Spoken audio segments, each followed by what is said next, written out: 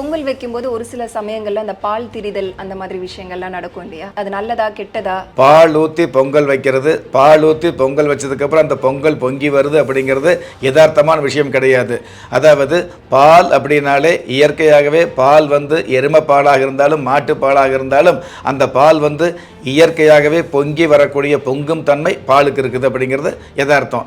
அதனால் நீங்கள் பாலை ஊற்றி காய்ச்சி பொங்கல் வச்சு அது பொங்கி வந்தது அப்படின்னா அது பொங்கல் கிடையாது. பச்சை தண்ணீரை வந்து பொங்கல் வைக்கக்கூடிய அந்த பச்சரிசியில் கலந்து அந்த பச்சரிசியிலிருந்து கலந்து அந்த தண்ணீரை எடுத்து பொங்கல் பானையில் ஊற்றி அந்த பொங்கல் பானைக்கு முன்னாடி நீங்கள் வந்து கற்பூரம் ஏற்றி விறகு வச்சு அந்த அடுப்பை எரித்து அந்த அடுப்பை எரிக்கும் பொழுது முழுக்க முழுக்க உங்களுடைய குலதெய்வத்தை நாமாவளியை சொல்கிறது அல்லது குடும்பத்தை கஷ்டத்தை சொல்கிறது அல்லது குலதெய்வத்தை நினச்சி நமஸ்காரம் பண்ணி வேண்டுதல் வைக்கிறது, இந்த மாதிரி விஷயங்களை செஞ்சுக்கிட்டு இருக்கும் பொழுது அந்த நெருப்பில் சூடு ஏற ஏற அந்த பச்சை தண்ணி காஞ்சு பொங்கி வரும் பார்த்தீங்களா, அதுதான் உண்மையான பொங்கல்.